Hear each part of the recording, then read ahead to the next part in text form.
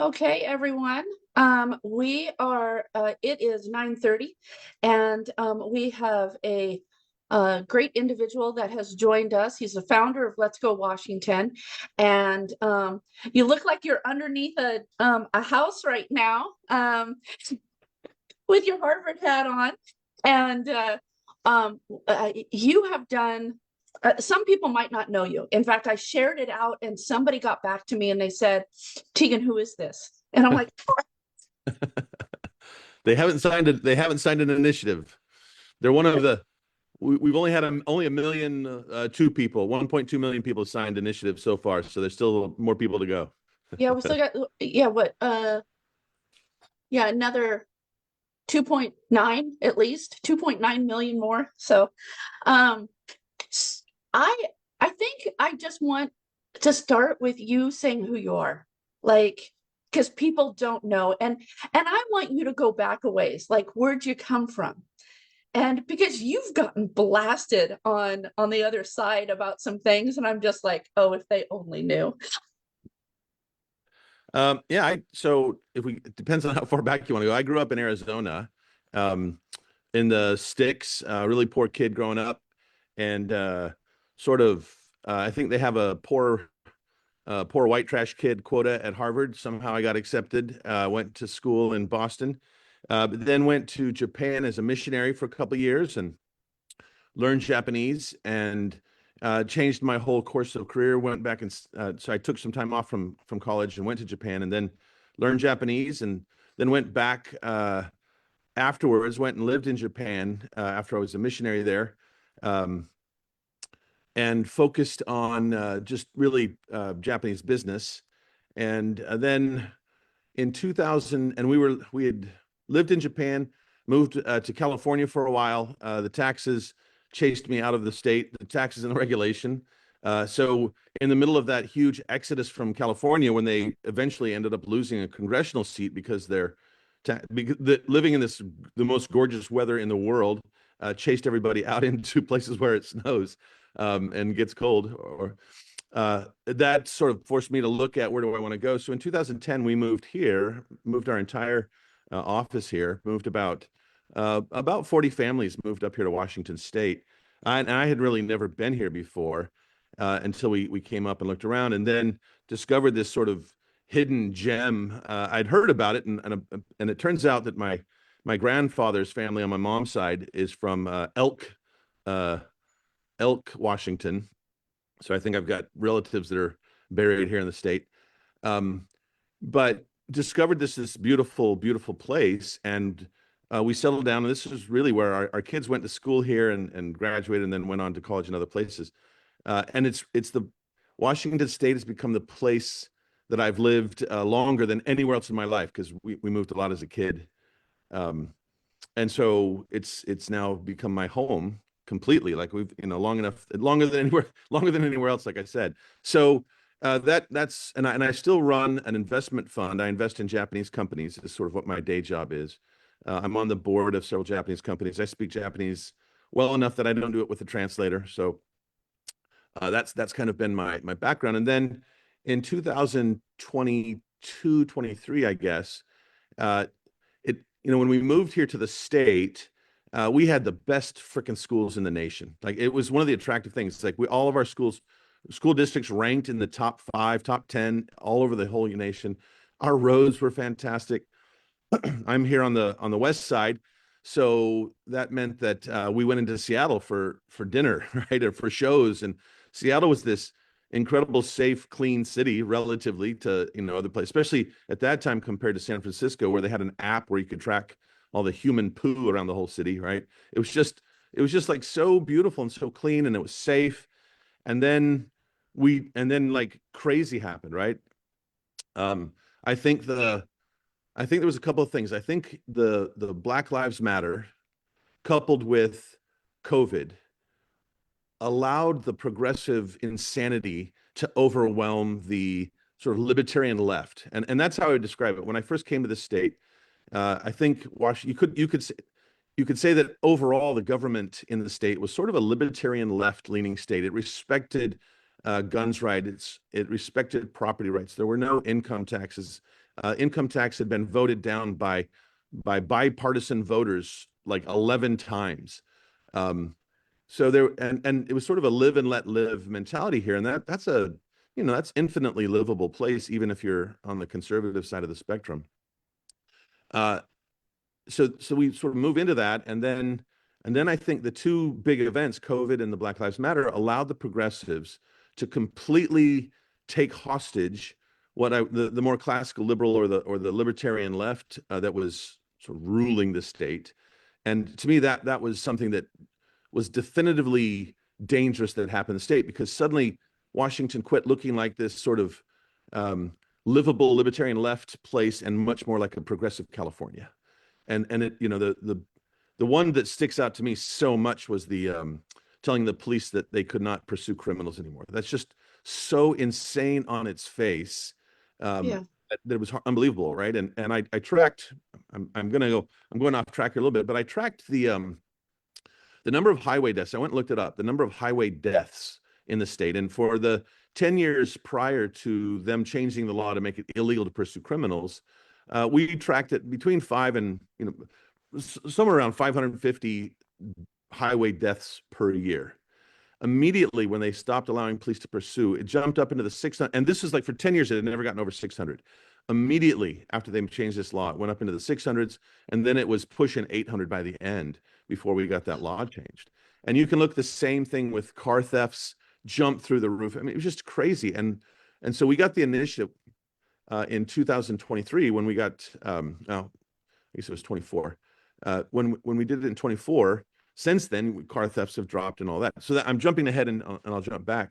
With all the crazy that was going on, just this insanity that the police couldn't pursue, you know, and there was grumblings of an income tax. There were all these different things. It seemed like, well, and it was sort of frustrating because we didn't control the legislature, right? And we, over the last 3 years, we've lost every single statewide office and the Supreme Court. And so the question is, well, how do you fight back? And there's a couple of things. I think you have to build the party, a lot of like what you're doing, Tegan, you know, just that hard grind of talking to people and informing people and building coalitions. And that's really important. But it also takes a lot of time, and a lot of damage can be done. And you're always on defense sort of doing that. So one of the thoughts, talked with some people, and how can we go on offense?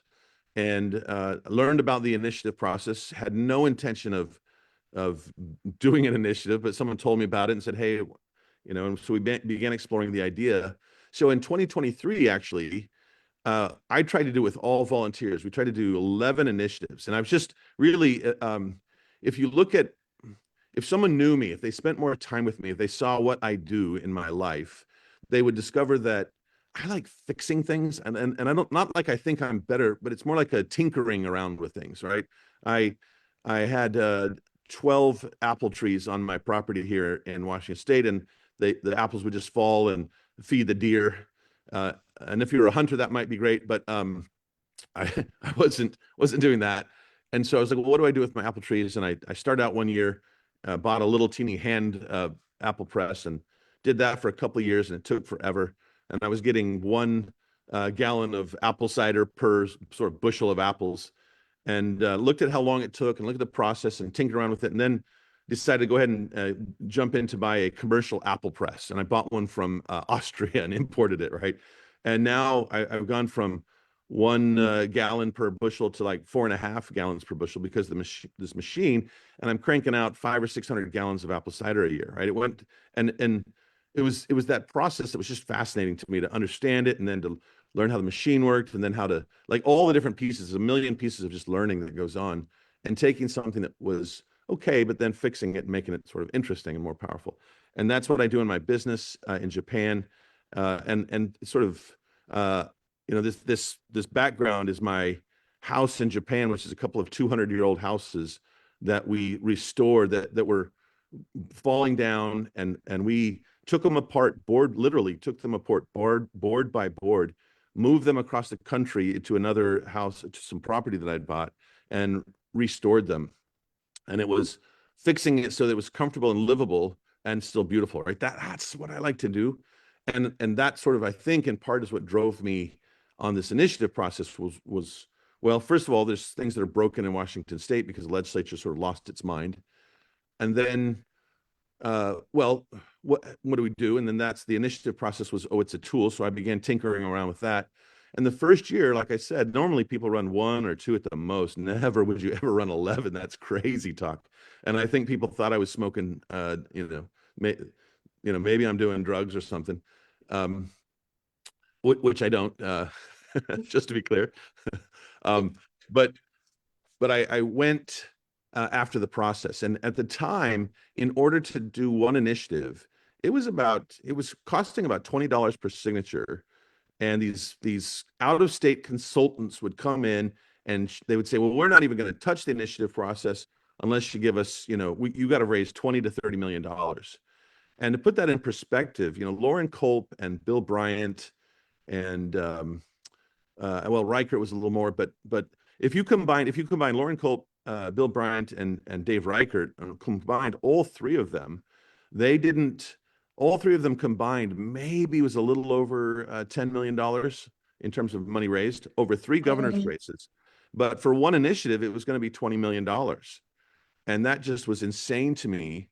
So I went back and I tried to do it with just volunteers the first time. And, you've got to get 400,000 people to sign at least to get one. And with 11, I needed 4 million signatures, 4.4 million signatures, and we got 1.1 million signatures, right? And that 1.1 was probably, I don't know, the total people was probably 150,000, maybe 160,000 people.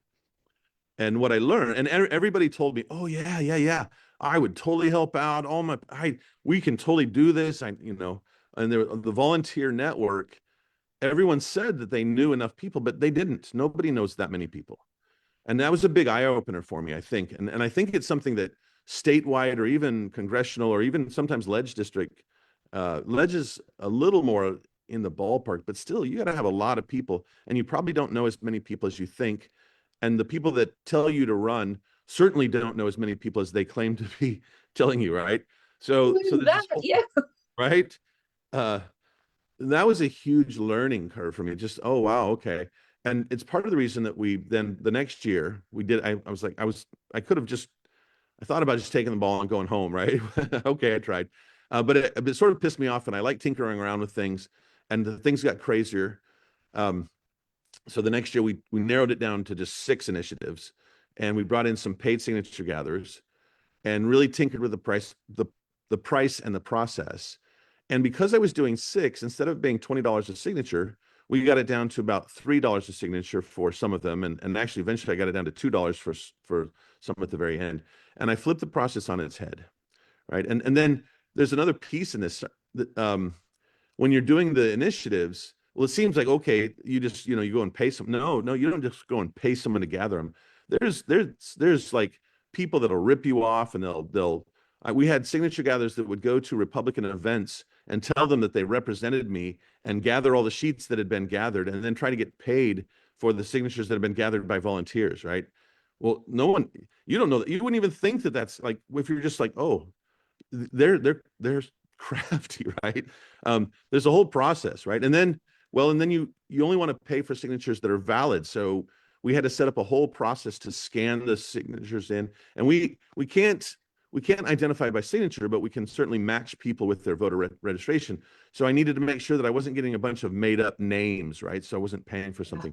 The integrity of the process was real important to us. So we bought scanners and paid for software in the back end so that we could compare it to a database and do all of that. And that all takes time and money and learning, right? And we learned, we had to get our, we changed even you don't just run one sheet of initiatives, you do different ones with different codes on them so you can tell where they came from, that kind of thing. Right? Yeah.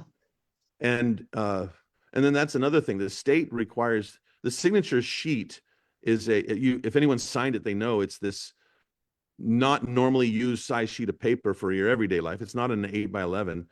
So you've got to get the certain side. It has to be printed on both sides. So you can't just put it online and have people print it out, because people will do that. They'll put on. It doesn't matter if you say no, you can't put it on regular paper. They will. They do, right? They'll either do one side only, or they'll do 8 by 11 and a half, and then they'll go out and collect all these signatures that then don't count. Yeah. Learning all that stuff, right? That was a huge process. So that's sort of, I mean, that brings us up to the end of, well, up to the beginning of 24, where we put these to the legislature, and they passed 6, right? They passed 3. Yeah. And then we threw in the natural gas protection, right? Stopping the natural gas ban. And the ones that the ones that they passed were protecting parental rights, banning an income tax in the state. And this one actually, with all the topic that's going on, this one in some ways I think is the sleeper, really important one, because it actually said no state or county or city can impose an income tax as defined by the IRS. And the legislature now, so you can say, well, the legislature can just do whatever they want. And some of the drafts I've seen of the new income tax, they're already looking at modifying that. But one of the things that it did, number one, is they have to modify the law now. They have to change the law. They can't just like do it without consequences. Number two, for those that have been paying attention, Jamie Peterson was caught on tape, or not caught on, I mean, it's not even caught on tape. He just openly said it. He was asked about the income tax initiative that he voted for, right? He voted to ban income tax. They asked him about it, and did most of the Democrats. It was almost unanimous in this banning of the income tax. When asked about it by the news station, he said, well, it's, how did Mary Poppins put it? It's a pie crust promise, right? Easily made, easily broken. And that we have a legislator, that we have an elected leader. He's the Senate majority leader in the state. And he is just so cavalierly saying, hey, whatever we tell the people, it doesn't really matter. We can just easily make the promise and easily break it. That means there's no integrity whatsoever in the soul of our legislators that are doing this kind of garbage, right? Yeah. But I think the importance of the initiative, and some people are like, well, they'll just change it anyway. Why are you doing this? I think it's really important that there is some sort of stop against them. Did it completely stop them? No, it didn't. But it certainly makes the discussion has to change. And when a legislator gets that bold and that they feel like they can just say it on TV, right? It's the part, you need things like that for people to go, wait a minute. And independents and sort of left-leaning Democrats, this moderately left-leaning Democrats, they may not be ready to vote Republican, but that doesn't sit well with them. It sort of grates them. Wait, I don't really like that my side's doing that. That sounds, and especially because income tax is so unpopular in the state. But then with the parental rights, again, they sort of gutted that one, which is why we're doing what we're doing this year. And then the third one was the restoring the local police ability to decide whether to pursue or not, right? And that one's been the most directly impactful, I think. The other two played a role so that it's our narrative, and the parents' rights one. And again, this year, if you asked Olympia, what would they like to talk about? What would be their favorite subject? I joke that it's Trump abortion Tourette's is what they have, right? That's the only swear words that can come out of their mouth. And so they spend all their time. That's what they would run on. It's when Tiffany Smiley ran, abortion. That's all they want to talk about. And if you look at our governor and Nick Brown, they seem to have this really unhealthy obsession with the other Washington, right? It's all they talk about. It's all they think about. There's a guy, there's apparently a guy in the other Washington that they have secret man crushes on, from what I can tell, because of their obsession. But this forces them to come back to this state, right, and talk about our issues. And so when they gutted and I'm just talking, if you want to stop me and ask questions, feel free. I want to just stop you right there real quick in regards to, because we had a town hall here up in the city of Orville, just north of me, the other night, and it was great. We had the mayor there, school board members. It was about juvenile justice and juvenile crime and what's happening, what's allowed to be able to be done. We had the juvenile prosecutor, elected prosecutor. We had one of our North End commissioner there, and it was great. People asked a lot of great questions locally that were very relevant. And I actually put a post online, and an individual, lots of good comments, and then one individual says, did you talk about Trump? Did you talk about ICE? Did you talk about this? Did you talk? And I was just like, no, because we talked about what their concerns were. And when it comes down to these small towns, they don't care. Yeah. They want to talk about what affects them and that kitchen table and what's happening right now. And if they're getting gas siphoned, they want someone to fix it. If they have property crimes, they want somebody to deal with it. They could care less what Trump's doing. Like, Yeah. Yeah, exactly. Exactly. And you wouldn't know that from the garbage that comes out of the mouth of the governor and the attorney general, right? You'd think that there was a full-on invasion happening, and you wouldn't, well, on the ICE thing, not to get off, you wouldn't know that President Obama deported using ICE millions of people, right? You wouldn't know that in this state anyway. But so that's been, and my focus has really been here in Washington State, fixing things that normal people sort of run into in their everyday lives. I mean, even one of the initiatives that went to the ballot but then didn't pass was the repealing the CCA. Every single person in the state's paying about 56, and I think it's probably closer to 60 cents now per gallon extra on top of the tax that we already pay, the 50-cent tax we already pay for gas. There's another 60 cents per gallon tax. And while the rest of the nation watches their price go down, Washington State is stubbornly high. And I know people that live in Eastern Washington that live close enough to Idaho will drive over and get gas, right? It's a little harder to do up here in Redmond, but yeah. that impact, and then well, that lost, right? And then that's an interesting thing I'll tell you, it's on my mind. I'm going to be all over the place here, but one of the things that's really struck me is the amount of money, taxpayer money, that goes to unions and NGOs that then gets used politically back against us. And this is something that probably is one of the things that you'll see from me in the future, something to address that. Because on the CCA, I'll give you one example. It was the CCA raises $2 billion a year off of taxpayers' driving habits, right? And it's just every time you fill up at the pump, if you do 40 gallons, that's 20 cents it's $20, sorry, it's $20 a gallon, or $20 per tank that you're paying just in CCA taxes, right? Am I doing that right? 50 cents a gallon times 40 gallons. That's 20 bucks, right? Not everybody's doing 40 gallons, but I'm just, you're more like 20 gallons. If you're doing 20 gallons, though, you're still paying $10. So that impacts everybody, and that's raised so much money that they then began to just dole it out to people. And here's an interesting thing. When they first started doing this, they had it on the website. You could tell exactly how much money went to what groups. And I started publishing it, and then they took it down. You can't find it anymore. But before I took it, you have to go through another way, and then it's not really clear.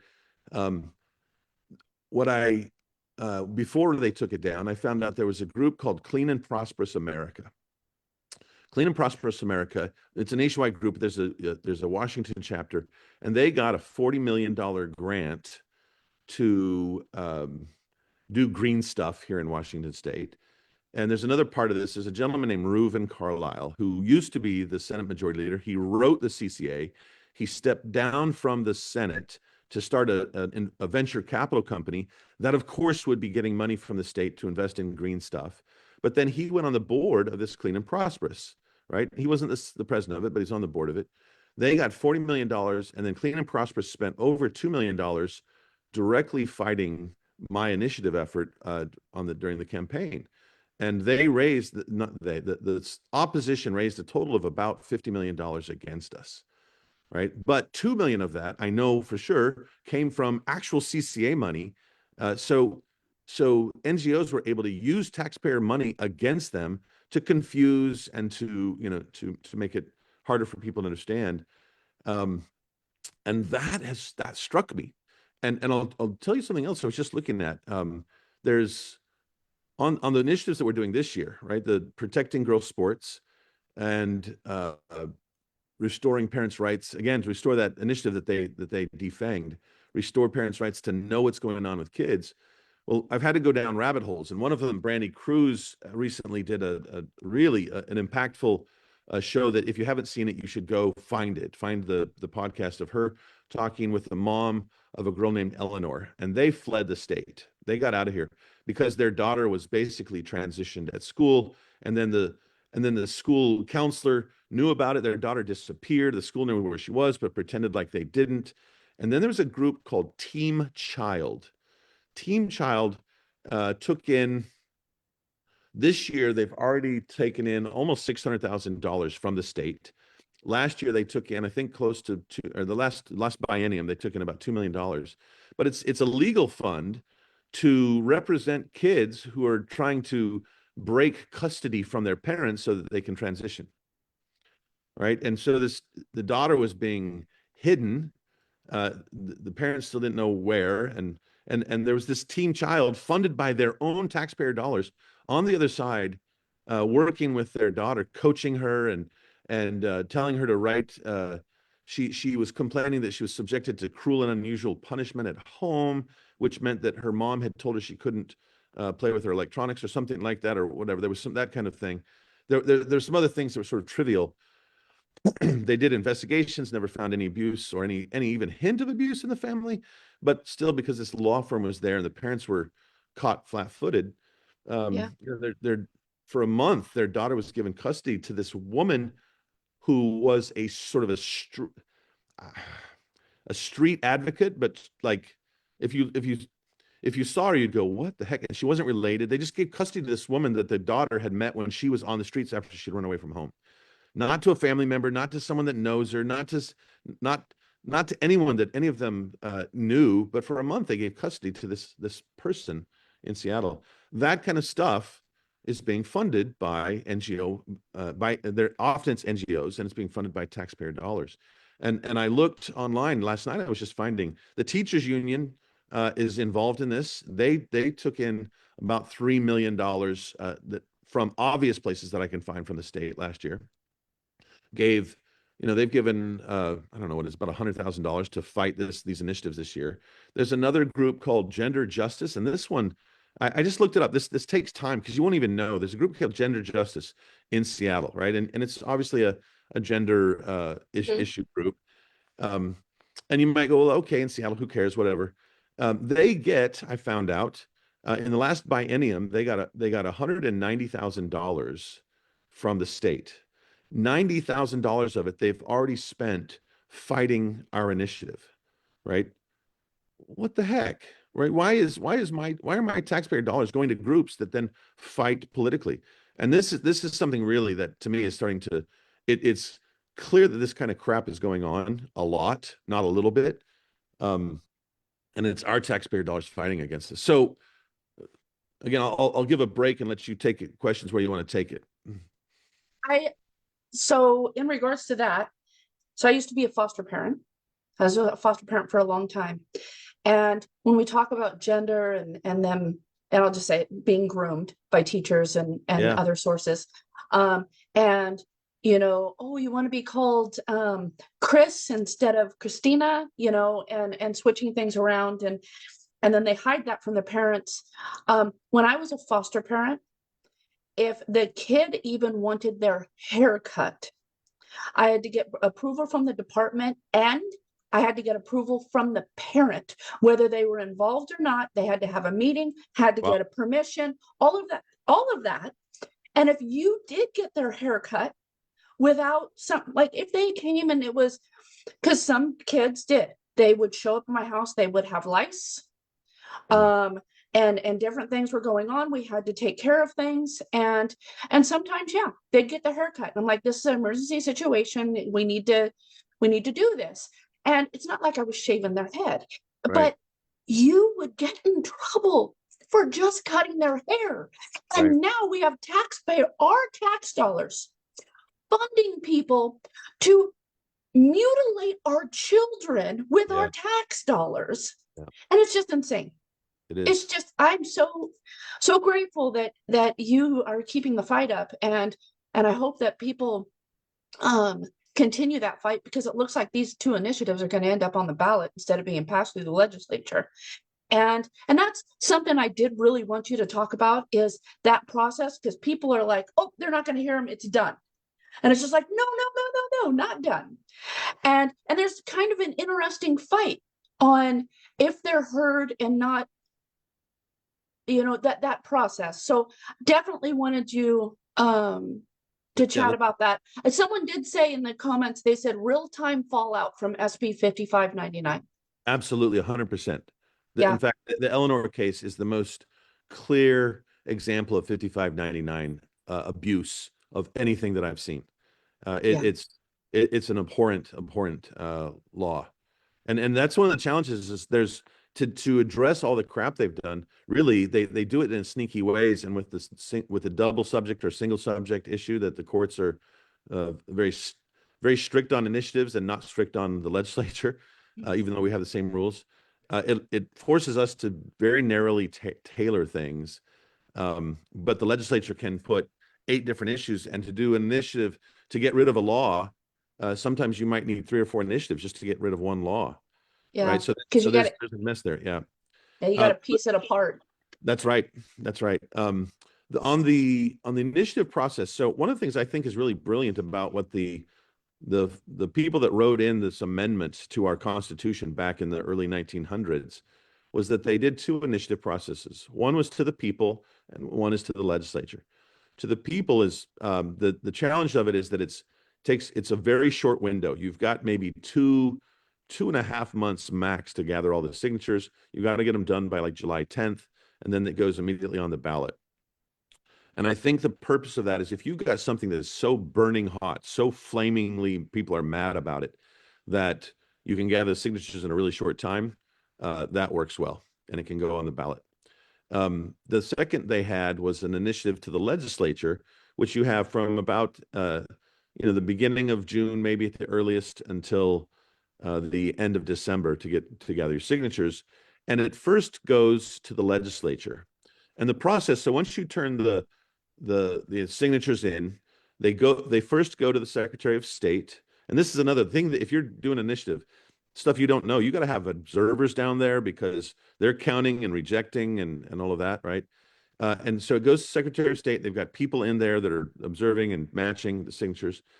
And once you've got enough signatures that have qualified, then the Secretary of State sends the initiative. They send a certification to the legislature to tell them that this initiative has qualified. It has the requisite number of signatures.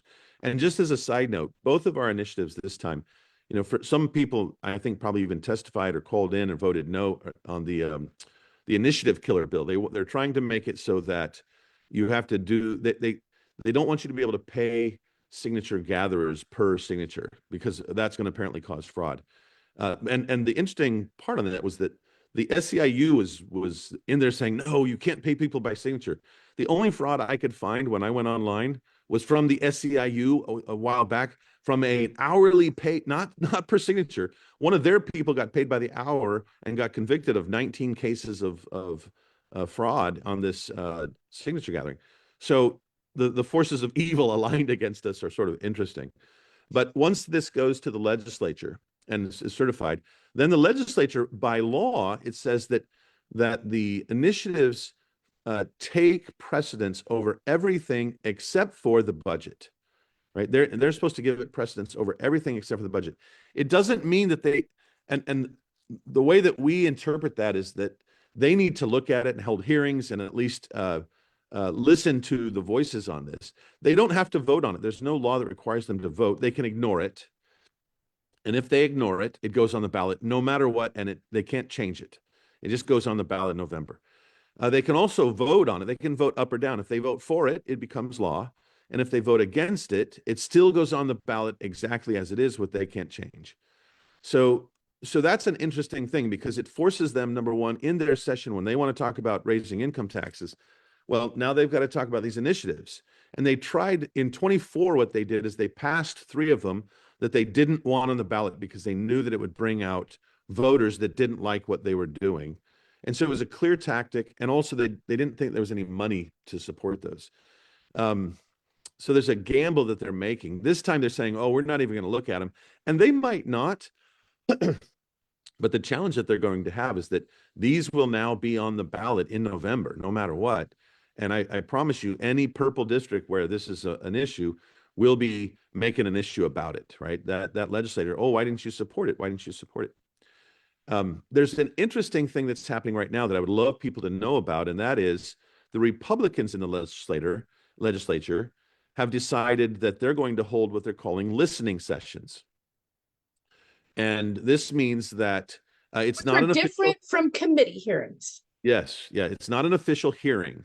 It's called a listening session. The Democrats did this back when they had control of the when the Republicans briefly had control of the legislature. The Democrats did this a couple of times. They would hold hearings. They called it hearings and got in trouble for doing it. You can hold a listening session. And so on February 3rd, we're gonna looks like what I'm told right now is they're gonna hold 2 different sessions. They'll do so. We've got a rally that we'd love to have everybody come and join us on the Capitol steps. And I'm told I've seen photographic evidence that there'll be a certain Mary Poppins character there to remind Jamie Peterson of his pie crust promises. But we'll hold a rally on the steps to sort of help people get aware and make our voice heard. And then after that, probably around 4:30-ish, there'll be potentially it looks like there might even be a couple of sessions. One that's more sort of citizen focused, letting people's voices be heard, and then another one that's more sort of expert focused, where we've got some people that have come in from we've got, for example, Tish Hyman, who some people may know. She was the black lesbian woman down in California who got really pissed off when they started letting men in her locker room, and she's become an advocate and has endorsed both of our initiatives. We've got lots of girl athletes, and we've got coaches and teachers that have started to step up and talk about this, and some parents as well. So we'll have some people directly impacted by the poor legislation of the legislature that will be there testifying. So this will be a hearing or a listening session that tries to get this out in front, and we're hopeful that TVW will cover both of these. So yeah, because are they required to? Well, I don't know. I think TVW, it's not, they're not owned by the state, right? There's that. I'm sure there's certain things that they have to. These are not official, but TVW covered my debate in Seattle with Reuven Carlisle back. They're supposed to cover things that are relevant to the politics. And so I certainly think that a citizens hearing, a listening session, and a sort of expert testimony on these initiatives, to me, certainly falls within that area. So And everyone is invited. Like, some yes, people absolutely. don't know. Like, there was one time I went, even when it wasn't in session, and I went to the Capitol and I was taking pictures, and people were like, "They're not in session. How can you be there?" Like, it's our Capitol. It's Right. open. Yeah. And that's a really good point, Tegan, that we often we put politicians and electeds sort of on this pedestal as if they're somehow special, and that we sort of do what they tell us to do. But it is the people's house, right? And if you go there, you'll find out that the left completely understands this. Like the Capitol is swarmed by, I was shocked at how many WEA union sweaters and how many SEIU union scarves were all over the campus. And they weren't just like people in suits. They were bringing in busloads of everyday people, and I'm sure union members, to testify on every single bill that even closely touched them. And there's a guy named there's 2 people actually I've been very impressed with. There's a guy named Eric and a woman named Anna, and both of them have started either testifying online or going down to the Capitol, and bills that are important to them. They're just normal, everyday, average citizens who are like, I need to get involved. Yeah. And people, it's not that easy to drive from Okanagan and from up there in the northeast to get down there. So maybe driving down, other than some crazy people that I know every once in a while do it. But you can go online. You can do a lot of this stuff by video, and you can go in and make your voice heard. on these initiatives and on the legislature, and actually not on the initiatives unless they hear them, but on the legislative stupid bills that are coming up, and it Yeah. matters. It matters. Like when we get about 10,000 people to call in, it matters. You know, the other side has got. I've noticed on the bills, the other side can muster about 800 to 1,200 union members that'll sign in and oppose whatever thing that's on our side, or be pro whatever thing the Democrats are doing. But Yeah. we can put 10,000 people, and if we could do 15 or 20 or 25,000, right? That's a powerful thing. It's a bigger voice. Absolutely. We've been pushing. We have a bunch of us um, up here in North Central Washington that have really rallied together and share each other's posts and like each other's posts, and we'll focus on different bills. Mine are more criminal justice and other ones more ag, and we just line them out, pro, con, you know, what, and the links on how to do it really easily. Yeah. And because so many people, yeah, it's 6.5 hours away, 7 hours away in order to drive in there and testify. And having just a couple sentences on written testimony is huge. Also, we've been trying to tell people that because the actual written opposition or written pro has a lot of weight, along with noting the position. I called it voting. I still call it voting, but noting the position pro con. Right. And it has even the caucuses have started putting visuals out, which people love pictures and they love cartoons. So yay, thank you for finally getting with it, guys. But you know, they show what the result was. And one of them I shared and said, thank you, everyone, you made this happen. And people were like, whoa, we never usually hear afterwards. Right. Like everyone's rallying, and then we go to the next bill, and then we go to the next bill. And we put it out there, and it was over 10,000 people voted con on this. And I truly feel that it made a difference, because I don't think they passed it out of committee. Right. And people forget that when they don't pass them out of committee, we help to make that happen. Yes, that's right. That's right. Yeah, we And stopped killing bills. Yeah, that's right. There's a quote. I was trying to find it real quick. Whoops. There's a quote by Calvin Coolidge, who is one of my favorite presidents. And this quote is, "It's much more important to kill bad bills than to pass good ones."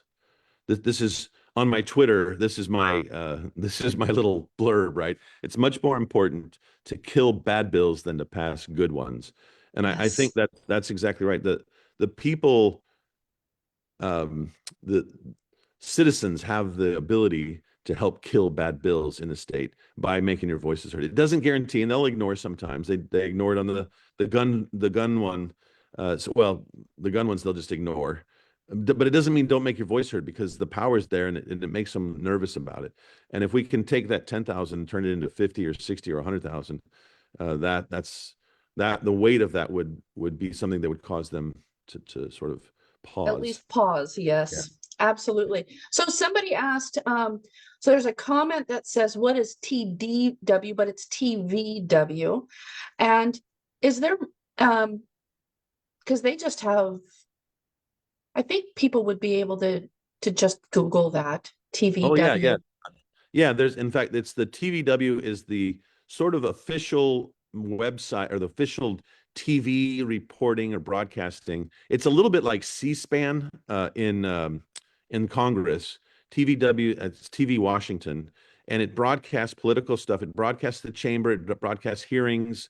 They have cameras set up all throughout the Capitol buildings, so that they can broadcast live sessions. So if citizens want to watch, you can see governors' press conferences, all the different cabinet press conferences. Most of the time, it will be on TVW.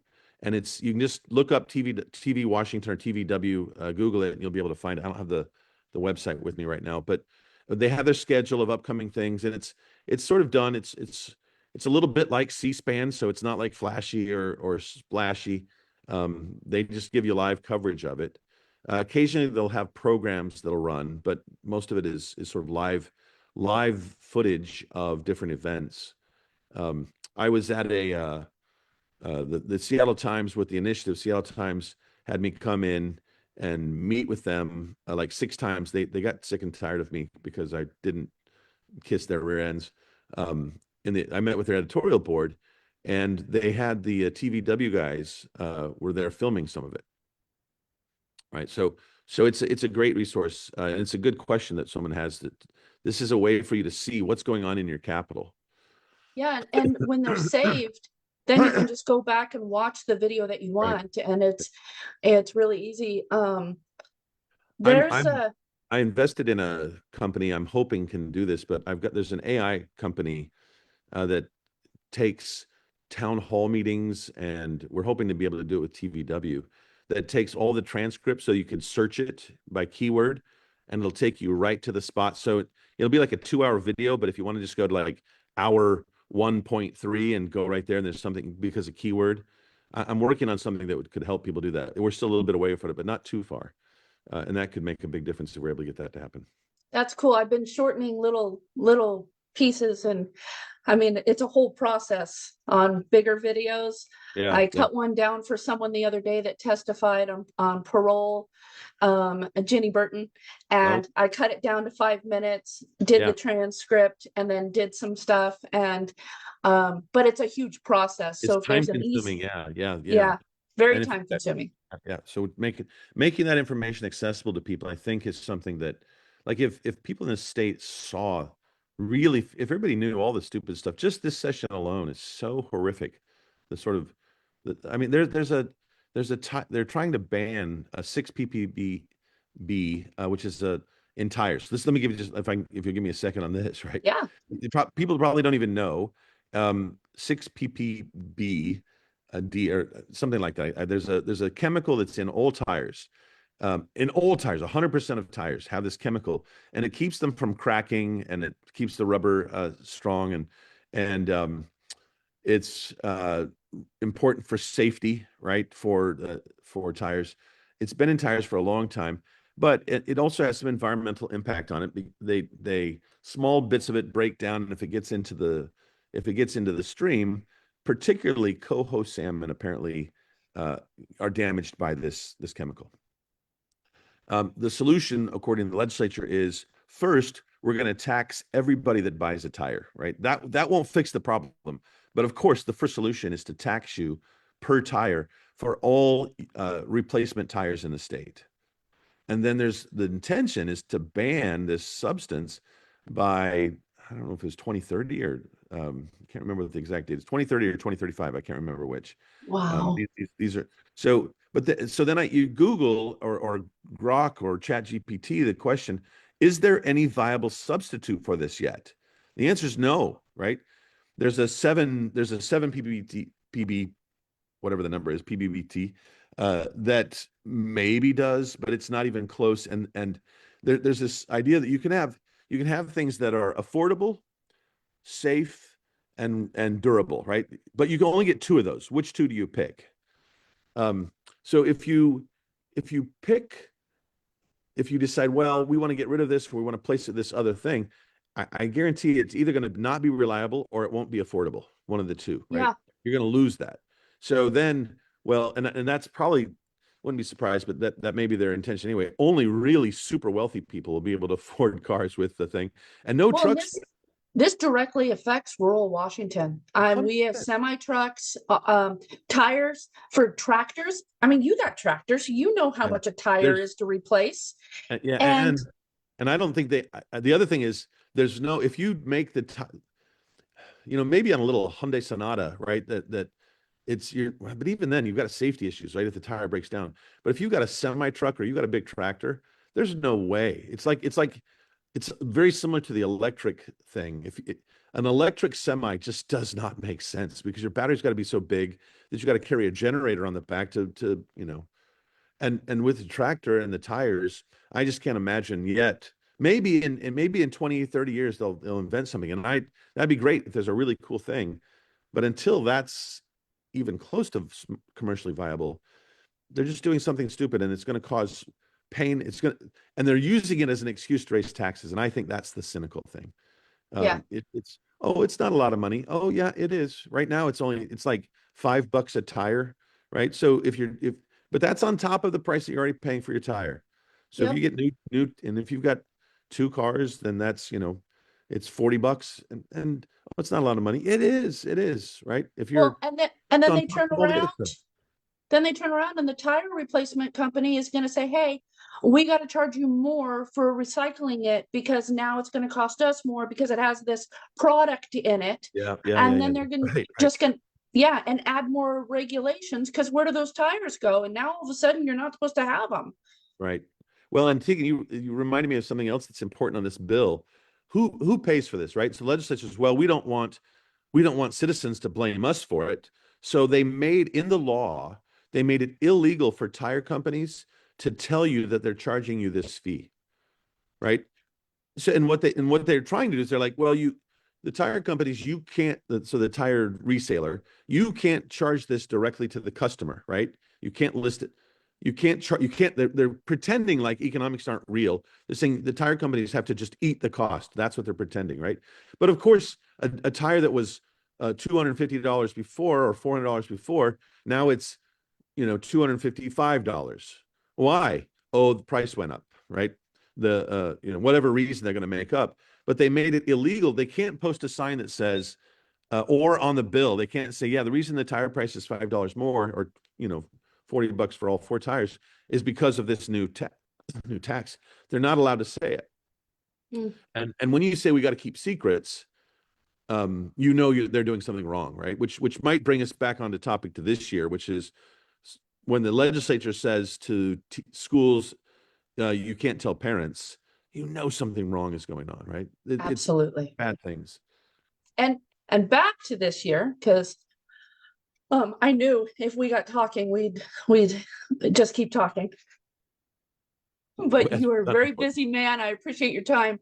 But let's bring it back to next week and what's going on right now. And we've got the listening sessions. There's a lot happening on the 3rd. The entire state of Washington is invited. But what's this rally going to look like? It's going to be on the steps. We've got a bunch of speakers that are coming in. We got some of the female athletes that have been impacted by it, parents. Again, but there's an important part. What we'd ask anybody that does come, we're sort of making this our pie crust rally, our pie tin rally.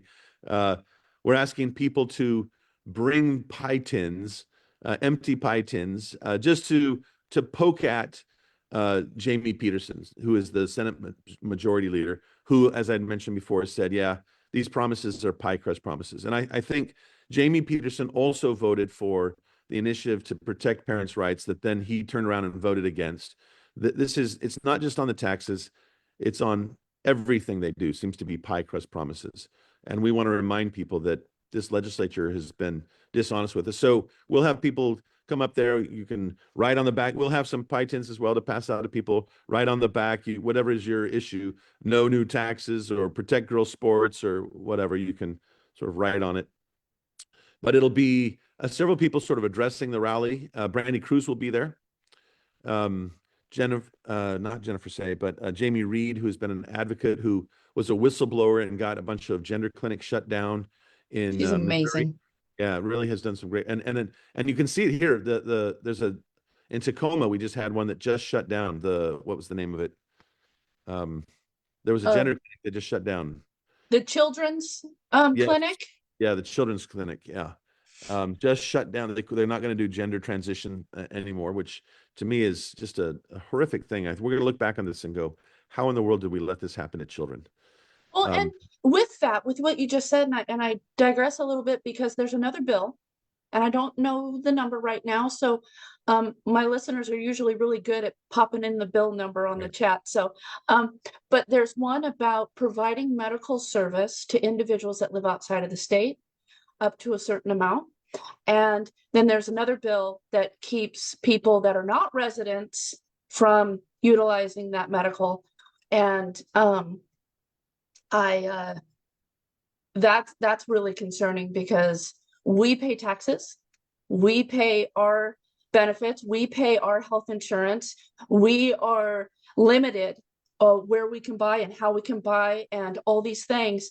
And then to have an individual that is considered low income come from outside of the state and utilize services that are very limited anyways, and that we Right. keep on getting taxed more and more on is just the dumbest thing. Just Yeah, one more dumb thing. 100%, 100%.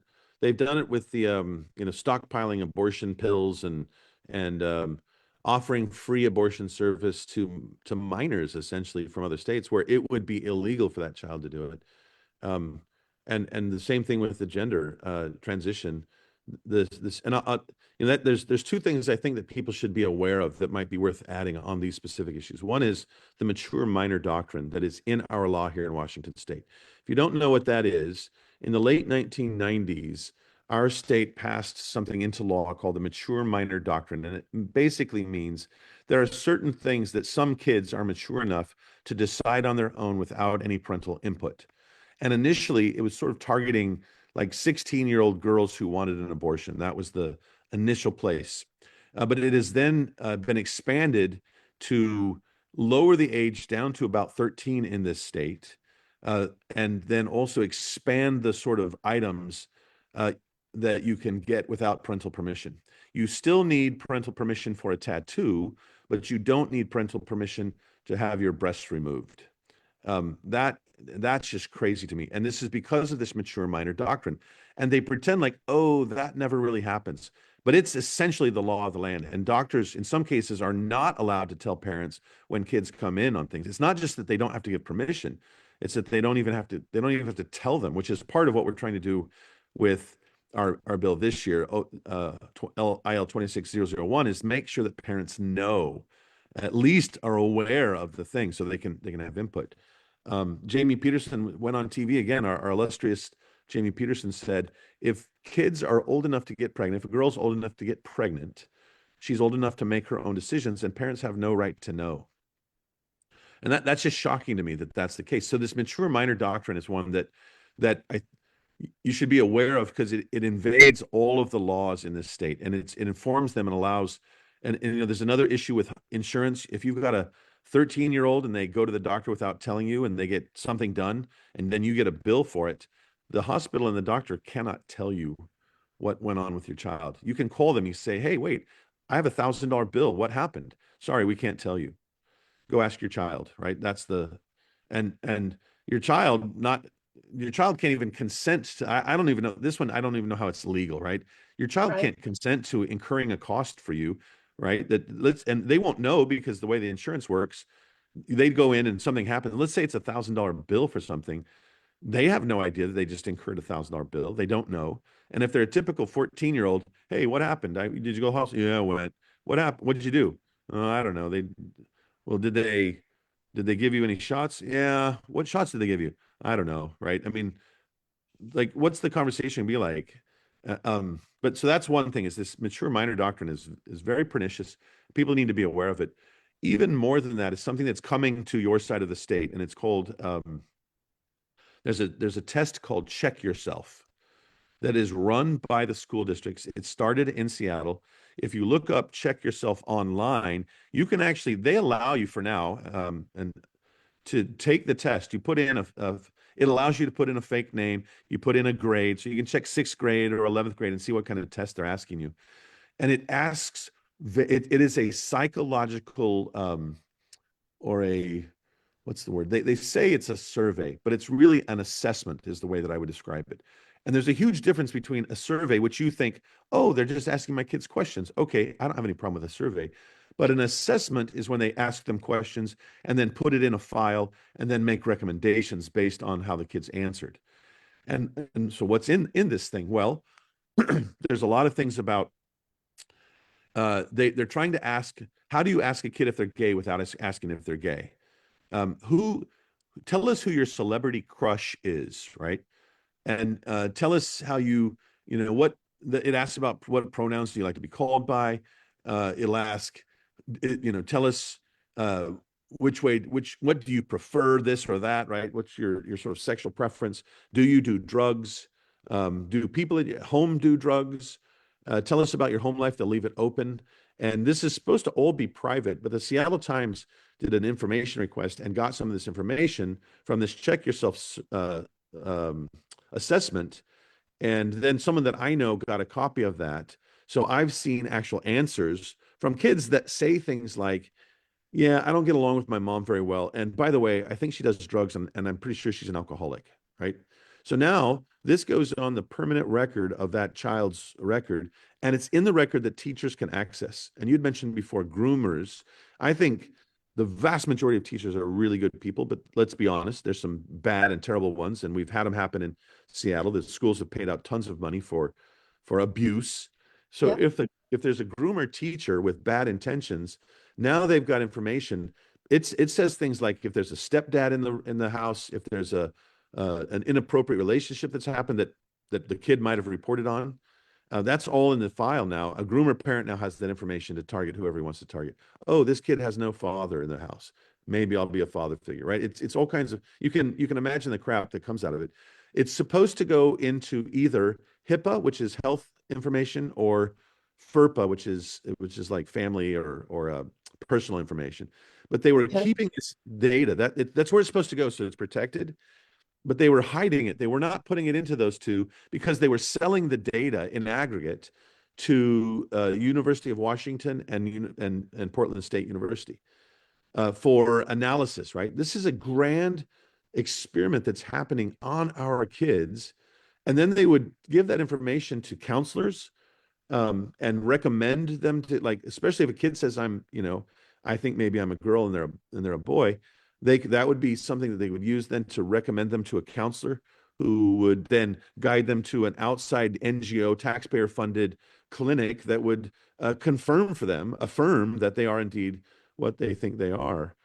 This is all coming from this assessment. So the caution I would give to any parents out there, and I would ask people to do not give permission for your child to take any survey at school. Just flat out refuse. Like, there's no good that comes from this. Oh, then they'll know this or they'll know that. No, you should not participate in it because number one, they're not being honest with you. You don't know what's in it. And then because it's online, they can update it and modify it anytime. And a lot of schools in the Seattle area do it with a sort of a negative consent, meaning if the parent doesn't say no, then it's assumed to be a yes. It's an So automatic opt-in. yes. And I just saw there was something in the legislature about rolling this out through the whole state. My And God. it's really, really terrible. You should go and look at Check Yourself, find the test, Check Yourself. I think it's from the Seattle School District that has it, where you can online go and check it out. But you should take the test yourself and see what kind of questions it asks. And they're inappropriate. It's not super explicit inappropriate, but it's inappropriate for a school. They don't have experts. There's no government employees that are trained to know how to deal with all this information. So where does it go and what's it for? You've got sort of low-level counselors that are using it to do whatever hokey science there. You mentioned that this, if it's going to universities get grants also 100%. from our state that are paid by our tax dollars. Again, Correct. There's that full circle, right? Correct. So we don't want this to happen with our kids. We're the taxpayers, yet our tax dollars is going to fund programs within universities that are taking data and using them against our kids.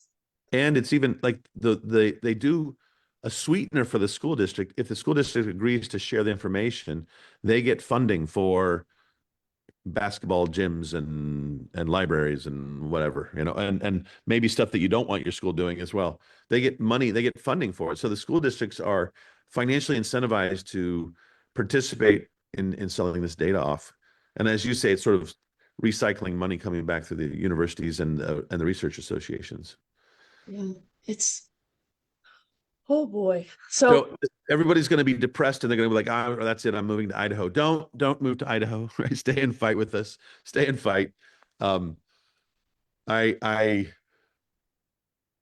here to fight. I can't do it alone. This year we've seen more people join us than ever before. Go to letsgowa.com is a great way for you to get involved with us and calling in at the legislature, Tegan, when you're providing those links, that's super, super valuable and helpful, and it matters. I get people saying, well, they're just going to, look at the $30 car tabs and the Supreme Court's just going to overturn it. And one of the things that I think probably resonates probably on your side of the state more than on mine. I've got hay fields here in Washington. I've got about 45 acres, and I grow my hay and cut and bale it. And when I first came here, my fields were pretty wild. I had a lot of weeds in them, and what I found is that every year, I cut it, I ted it and windrow it and then bale it, and that's a lot of work. And then this damn grass starts growing again, right? Right, and so you got to do it again the next year. But what I found is that every year that I do that, my cut is a lot cleaner cut. I get less weeds, and I think sometimes you have to do it multiple times. Number one, right? You have to keep doing it, and things get better. And still you might go, well, yeah, but we did the card tabs, 3 times, and we voted against the income tax 11 times, and still they keep coming back at us. But this is the thing I would try to put into people's minds. On the conservative side, I've noticed that people want the full and total comprehensive fix right now, like this time. And if we don't do that, then it's kind of like, well, screw it. It didn't work anyway. But if you look at what the other side does, they've tried an income tax 11 frickin' times, and they haven't given up. And there's a chance this year that they might get it through the legislature. On the 12th time, they might do it. They were willing to wait. And that's not like 11 years. It's like 20 years that they've been working on this. And okay, that's sort of discouraging. Well, that could take so long. But I think you have to fight that fight. So if you're here, we have to keep fighting this fight and not give up and not stay home and not just neglect to vote. You need to sign initiatives. You need to call in. You need to vote because you keep doing it. You keep doing it. And we keep fighting on things, and you begin to make a difference. This year, the legislature doing these hearing sessions, that wouldn't have happened without initiatives there for them to do the hearing sessions on. It matters, and it changes things, and it changes the dialogue. And I'll tell you, watching, I call it the game of Smurfs, right? If you watch the legislature, the leaders of the Democrats there, you watch their press conference, they were unhinged a little bit. They were defensive. They were rude to journalists. They were very unprofessional. And I think it's because they're not used to having anyone real opposition. Right. And we have to do that. We have to be real opposition. And sometimes there's a little bit of street theater. I mean, they're great at street theater. We don't do it because we all have jobs. There's a little bit of street theater. Sometimes you have Mary Poppins come to the Capitol and poke at the pie tin and pie crust Peterson. And so we'll try to have some fun along the way, but also we got to make our voices heard. And that's the way that change is going to happen, is when people say, yeah, maybe I'm only one of 4 million voters, but it matters. And if I can get 10 other people to feel that, and those 10 other people can get that, it can make a difference, and we can make change. It's not fast. We got to keep hitting it and keep hitting it and keep hitting it. And so don't give up. Yeah, I've chatted with a lot of people lately and told them, I said, we're the parents, they're the 2-year-olds, and we have to keep on saying no. Right. Exactly. Yeah. No, you don't get the cookie. So No, they've got cookie crumbs all over their face from shoving their mouthful of cookies that were funded by our tax dollars. So right. And then next week some pie. Yeah. Pie. Yep, exactly. So I'm just gonna take a real quick look at some questions. You bet.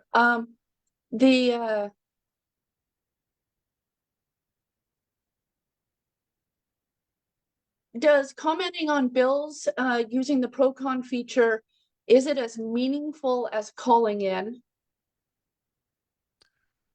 Yeah, I would say in some ways, I would say more so, because with the call, but do 2 things. Do what you want to do, right? And if you're looking at what's the most, if you're, some people want to make their voice heard. I want to be heard, right? So I want to get on there and I want to talk in. But what they'll do is they'll give you 30 seconds to a minute. If you get a bill where there's only like 20 people on it, maybe you'll get up to 2 minutes to talk. But you'll be surprised at how short 30 seconds to a minute is.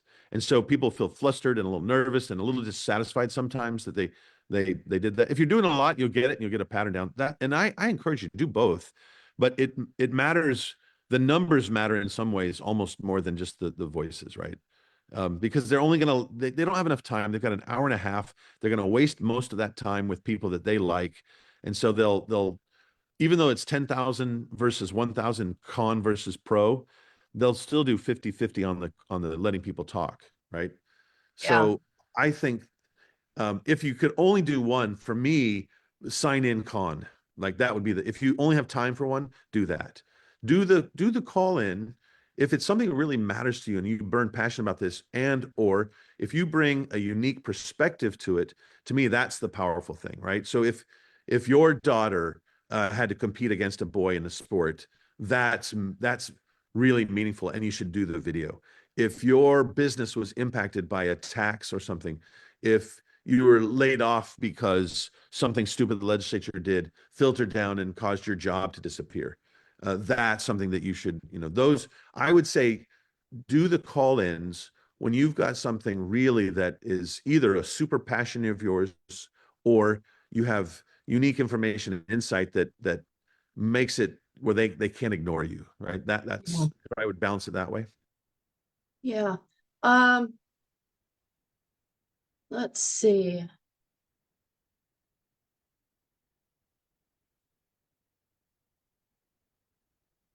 I'm gonna go ahead and ask this question. You don't have to answer, but I have a feeling people are like, she's not gonna ask him. And so I'm gonna go ahead and ask it. And any chance you'd consider running for Washington governor? I've thought about it, certainly. Right now, I'm really focused on what can we do to sort of poke them and get the state. I think we're in a state. Let me back up. This is sort of a squishy answer, and I hate squishy answers. Because then you go, oh, well, he sounded like a squishy politician, so for sure he wants to run. I don't really need to do that, right? It's not. I've got a lot of stuff that I'm busy doing. I'm still working. I'm on the board of several companies in Japan. I'm having fun doing that, but I see that right now, if someone were to try to, I don't care who it is in the state, we're trying to run right now as a Republican, the infrastructure has not been properly put in place for that person to win. They would need 60, $70 million. And even then, you're fighting against a big machine. That doesn't mean it's not doable, but right now, I think it's very difficult. And so I'm focused on what things need to happen so that someone could run for governor. Whether that was me or anyone else, we need to get us in a place where someone could run for governor. And I don't think we're there yet, right? It's the same thing of, I didn't know 400,000 people when I began running these initiatives. And now I've got about 1.2 million people in the database that have signed, that we can communicate with and start building a network on. And so that's certainly a piece, but we need to get, we need people being, this will sound like it's way off of governor, but we need good citizens on school boards and in city councils who then have the experience to be able to run for and go to the legislature, right? And who can challenge the other side. And we need to start taking seats. I like, if we get a governor in now, what's he going to do? The only thing he'll be doing is vetoing all the time, right? Yeah. I think you can clear out the bureaucracies. That would be a big deal. There's about 3,000 people, I think, that you need to hire in order to run the government. And frankly, we don't have the infrastructure to do that. And so what I'm afraid, any of these governors that we've in the past, I don't know that they were good men, but I don't know that we were ready for it. If we would have won, we'd have caught the dog by the tail. And you got all these bureaucrats that were just eating their lunch. Where are we going to find 3,000 people and maybe 200 people to run agencies? You've got to get rid of a bunch of people and you've got to put new people in. And we've been out of power for so long, with 41 years now, with no Republican governor, that hasn't, we don't have people ready to do that. And you've got to know people and know the different skill sets and be able to collect that. So that's something that sort of has to happen. And then there's another piece I think that we've got to get. I think we have a lot of conservatives that are not registered, that should be registered. So we need to get more people registered to vote. And then we have a horrible, especially unfortunately on the east side, we have a horrible turnout. We do. Right? We need to be the only way we're going to make changes is if we can get 80+% of conservatives to turn out and actually vote. And it comes to your house. Like, I know that there's a lot of people that say, well, until we get rid of, until we get voter ID or we get rid of vote by mail, nothing changes. And I'm empathetic to that viewpoint. But in the meantime, if we don't vote, we give up. Yeah, And right. And I think that we don't have the infrastructure in place yet to get that turnout. Right. That's something that has to happen. So the question, are you going to run for governor? I think it's a little bit early, but I'm certainly doing everything that I can to make it so that someone could win if someone did decide to run, if that'll be a good enough that's answer. a great answer. That's a great answer. Because I don't think, I've known you, well, since COVID, so 6 years. And I don't, a lot of people are like, oh, and we see the negative stuff. And I love it when they put you and Steve Gordon up on like this, Wall I of forgot shame. what, Wall yeah, of shame. the wall of shame. And I'm just like, wait a minute, we need a wall of, heroes, a wall of tax heroes. So, but I don't think there's been anything that that you fought for that was just for you. Everything that you have fought for, everything that you've put together, all the foundation that you've helped build and get all these amazing people involved in signing and volunteering, you know, you did it for them. And I think that really encourages other people to like, oh, what does Brian need? Can we help? Can we help? And I'll share something with you that was unexpected. Like I don't consider myself an altruist. I really don't actually believe in altruism. I think you do the right thing and you do it. And like I said at the beginning, I like to fix things. I like to go in and figure it out and how do we make this better. But some things have happened along the way that have certainly been an enormous reward to me. With the police pursuit, to me, I was doing that because it was crazy and stupid and it needed to be fixed. But there's a woman named Amber Goldade whose daughter was murdered essentially by a criminal who had stolen a truck multiple times. The police were there as they drove out of a compound, stealing another truck, and they could not pursue him. He wasn't in a high-speed pursuit. He went into their neighborhood and ran over her daughter. He should have been in jail. He should have been stopped. If the police would have stopped him, her daughter would still be alive. And it was just devastating to her and her family to go through this, right? Their beautiful teenage daughter run over by a truck. And I can't even, like, I almost don't like, I don't like to talk even because it'll make, I just can't even fathom that. So they had been trying to figure out, what do we do? This is crazy. And they went to the legislature, but they really wouldn't listen to them. And someone said, well, you can run an initiative. And they were overwhelmed at that idea. Like, who has the resources and the time to be able to do that, right? So we were running this initiative and began talking with them, right? And it was something important to them. It mattered. And they came and testified during the hearings on the initiatives. And then when it got passed, first of all, when it got qualified, Amber, which is just the mom's, gratitude because she had been heard and it was meaningful. And then when it got passed into law, like it's not closure. Nothing will take the place of your daughter being lost. But it was to me, it was an unexpected blessing to give her a hug and feel the sort of warmth and gratitude for the people stepping up and doing this as a small part to help her manage, what had happened in her life. And I was sort of unexpected, right? That, wow, that her life was impacted that way. And I had a similar experience when we turned in the initiatives for girls sports. We had the girls and their families were there. And they were all, helping carry in all the signed petitions and signed initiatives, and just talking with them, there was so much just getting it qualified. They were so happy, just this fight that they'd been in. They'd been called names. They'd been called bigots because they were standing up for themselves.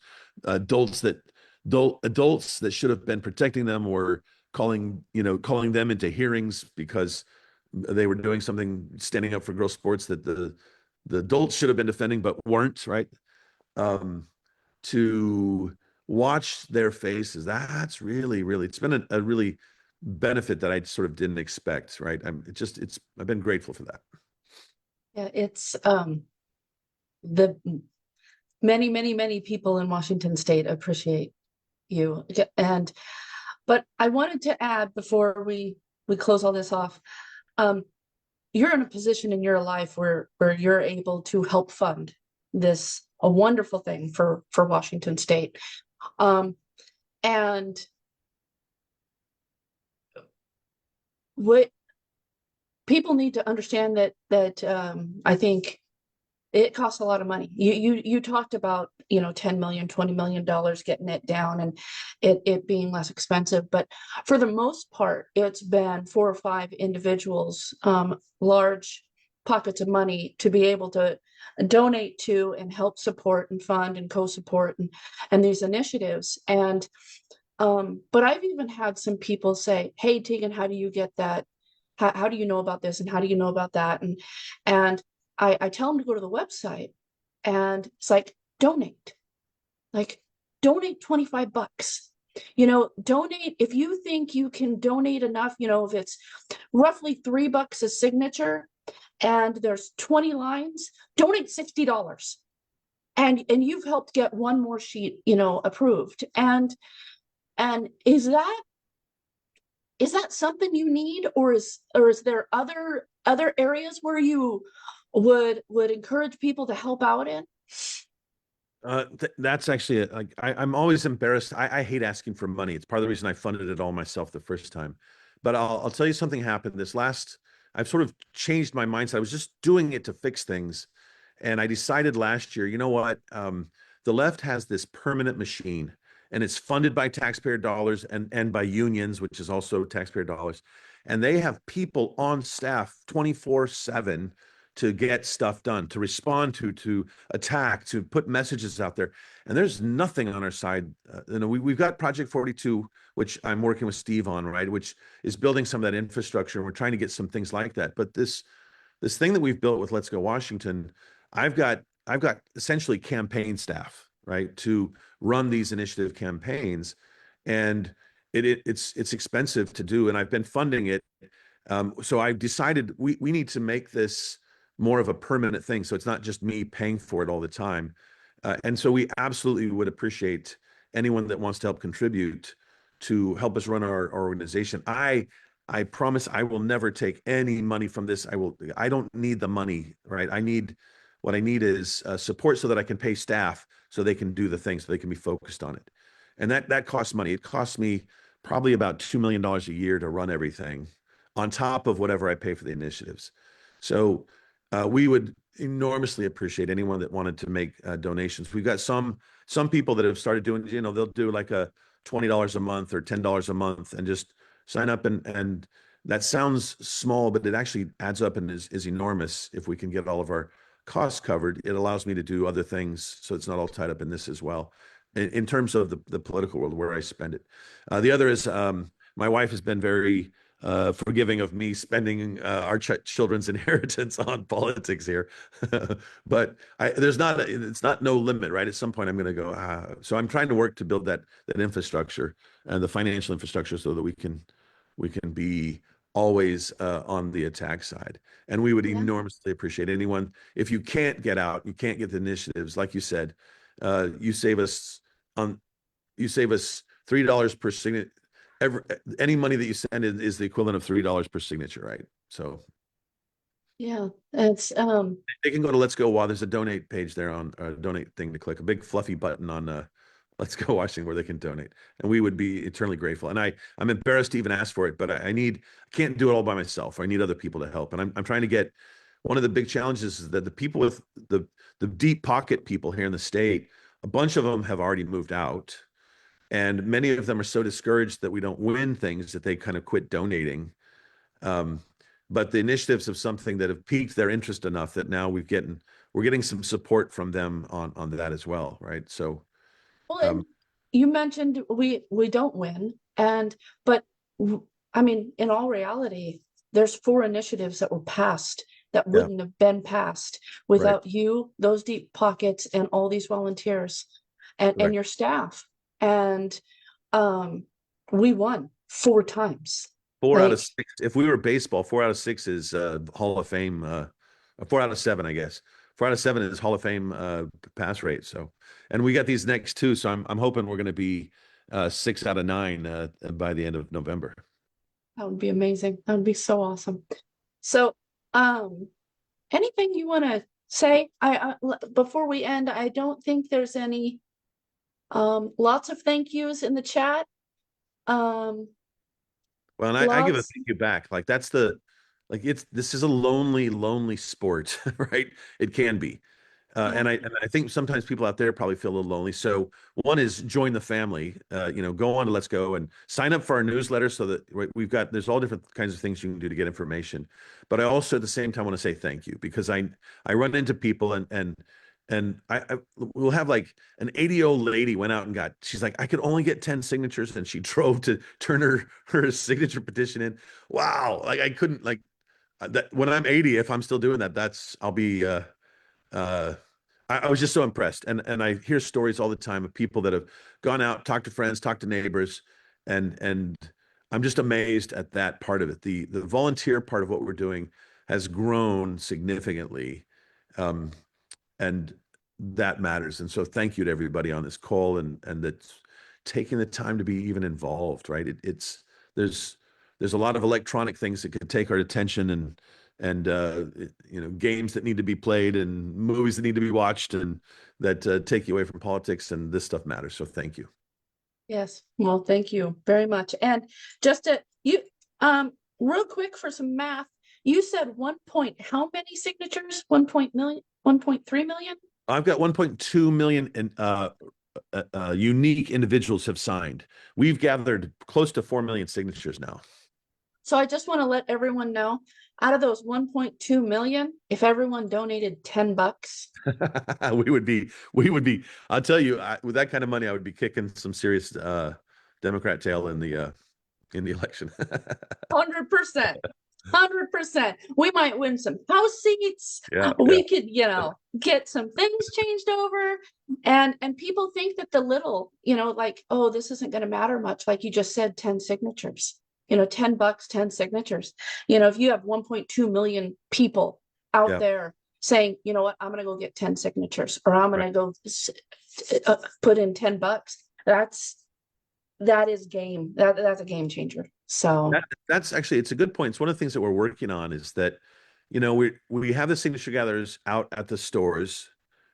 We tend to focus where the populations are, so it's not always at the Okanagan Safeway or whatever. But we also now have people that we can send them by mail to, right? And I'm hoping that that's something. Number one, the protesters don't come to your home. They don't even know that it comes to your home, right? So there's some anonymity and some safety in being able to send this directly to people that we know have signed them before. And so if those people then go out and get 10 or 20 signatures, it'll dramatically bring our costs down in the future, and it becomes more stealth, so the other side doesn't have time to sort of attack us. And those are a couple of things that we're working on. The mail piece is something. So when it comes, we'll try to let people know that it's coming and get you informed that the thing is coming. Don't throw it away if we send you an initiative from Let's Go, right? And that won't happen again. You won't see one again until maybe as early as June, or maybe a little later after that. We won't be doing another one, so they need to worry about it right now. But we'll try to get out and let them know it's coming and give them a heads up and get them to fill that out. Right on. Well, thank you so much. Your time today, it's an hour and a half, and I really appreciate it, and everyone else does. And you have a wonderful day, and we will, hopefully a lot of people watching will get this pushed out. I hope that you have hundreds of people show up at the rally on Tuesday, and really show that. Show the support. Show the support instead of letting the protesters take over the narrative. So Amen. Thank you. Thank Have you. a great day. And Appreciate it. I'll Bye-bye, see you everybody. soon. All right, take Bye. care.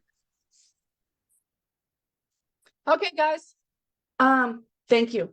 Thank you very much for being on. Thank you for watching. Thank you. I know it went long. And I have been wanting him on here for just so long and wanting to talk about the initiatives and the process and the behind the scenes and how people can help. And it's just, we can make a difference. We can make a huge difference. And every single one of you can make a difference. So go to letsgowashington.com. It's letsgowa.com and sign up for the newsletter, sign up to get stuff sent to you. And you know what? I'll throw the pitch out there. You know, when you send that initiative back, they might not want you to do this, but I don't think it would hurt to throw $10 in with it. Like, can you imagine if you had, you know, a million people that they sent these mailed them out? One, that's expensive, right? Because I mean, that's $1 million. And then each one of those people sent it back with an initiative, even with 5 signatures, 10 signatures. And you could send those 10 signatures back with $10 also. I know it seems very small and inconsequential, but it's absolutely huge if everyone was to do this. So I hope everyone will get behind Let's Go Washington. It's an amazing organization. And I want to share a story with you guys. When I said that I had met Brian back in 2020, and it was a very interesting first interaction because I didn't know who he was, had no idea. And I was listening to someone speak, and I was in this old rustic beautiful barn, and they had a bunch of chairs and they had some speakers, and I had no idea who owned the place. I had no idea anything else. And this guy came in and he was changing the garbages, and one of the garbages caught, and I walked over and held it, and I'm like, oh, I can help. And he's like, no, and changed the garbages. And I went and sat back down, and he went to take out the garbages, and he comes back in. I see him standing by the door. And then the announcer says, and I'd just like to thank our host and welcome him to come speak, Mr. Brian Haywood. And I'm just like, what? The guy that just changed the garbage? Like, so that was my first interaction with him. I really, I don't share that much, but he truly is, you know, just another person that is trying to make a difference in Washington State. And he is creating an amazing foundation for us, you and me, to build on and to take back Washington State. So I beg of all of you, please get on Let's Go Washington, follow them, like them, get signed up, and be a part of flipping the state. So it's already 11 o'clock. I'm going to wrap this up. We usually talk about bills a lot, but I had 2 great interviews this morning, and I'll keep them going. I'll break this one up a little bit and get it on YouTube and get it shared. And for now, everyone, have a great Saturday, and I'll see you next day. Bye, guys.